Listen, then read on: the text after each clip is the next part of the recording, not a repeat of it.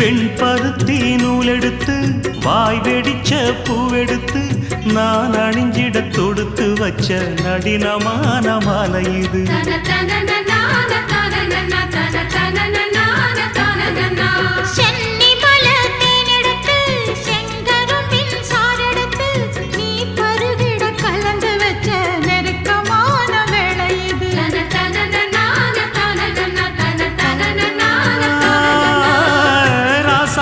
உடம்பிருக்கும் ரவிக்க துணி நானாக அன்னாடம் சூடி கொண்ட ஆசை வச்சாகாதா.